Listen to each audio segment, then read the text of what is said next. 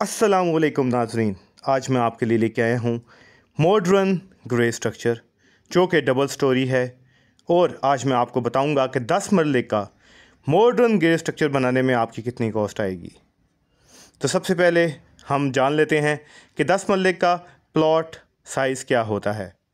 बहरिया town Rawalpindi के अंदर 10 मरले का जो प्लॉट है उसका साइज़ है 35-70।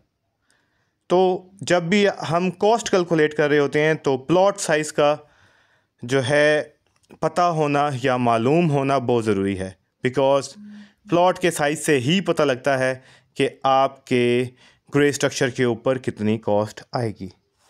तो सबसे पहले हम बात करते हैं मेन मटेरियल की कि कौन कौन से मेन मटेरियल जो हैं वो 10 मरले के ग्रे स्ट्रक्चर बनाने में लगता है। तो सबसे पहले आ जाता है आपका सीमेंट।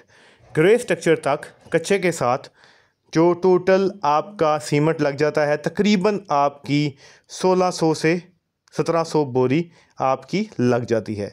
और अगर हम स्टील की बात करें, अगर आपका प्लॉट सॉलिड है और आपकी बेसमेंट नहीं है तो जो टोटल स्टील रिक्वायर्ड है वो तकरीबन 12 टन सरिया लग जाता है आपका।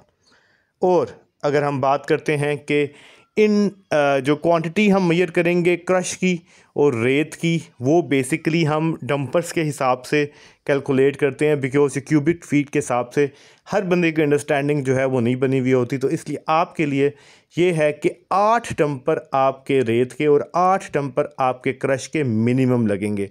और अगर कोई मॉडर्न एलिवेशन के साथ डबल हाइटेड है या डबल हाइटेड आपकी लॉबी है या कोई मेज़ेलाइन फ्लोर भी है तो फिर ज़्यादा भी लग सकते हैं। इसके बाद हम बात करेंगे कि नंबर ऑफ़ ईंट्स कितनी लग जाएंगी। इस टाइम मार्केट के अंदर बहुत सी टाइप की ईंट्स है। अच्छी ईंट जो है 18 से 19 रुपए की है और तकरीबन 10 मरले का डबल स्टोरी घर टोटल इसके अंदर जो ईंटें हैं वो तकरीबन कोई 70-75 हज़ार से लेके 1 लाख तक लगती हैं। बिकॉज़ रीज़न ये है कि डबल हाइटेड लॉबी है या कोई मेज़ेलाइन फ्लोर है तो वो ऐड एंड रिमूव आप कर सकते हैं।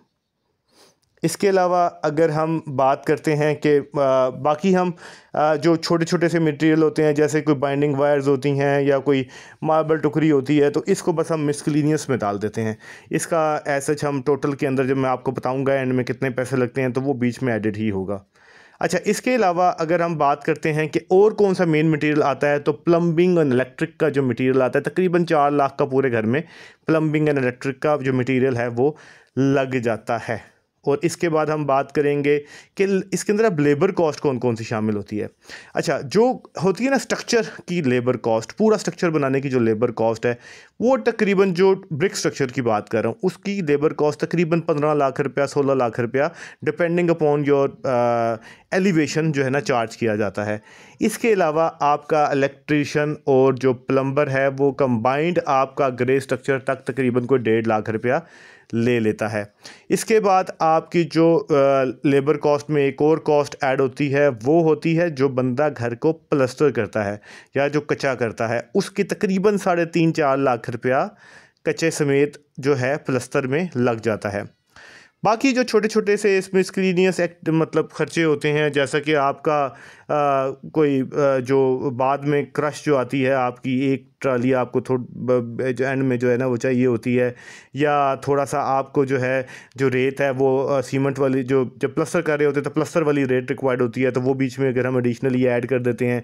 इसके अलावा जो कुछ जो पानी की जो शुरू में जो पानी के लिए जो टैंकर्स रिक्वायर्ड होते हैं या जो गार्ड्स का रूम सेटअप वगैरह करना होता है वो रिक्वायर्ड होता है। तो ये सारा खर्चा डाल दो के आपका जो और मेन गेट भी अगर बीच में आप डाल लेते हैं तो आपका ख़र्चा इस वक्त जो आता है वो तकरीबन 1 करोड़ 5 लाख के दरमियान में आता है।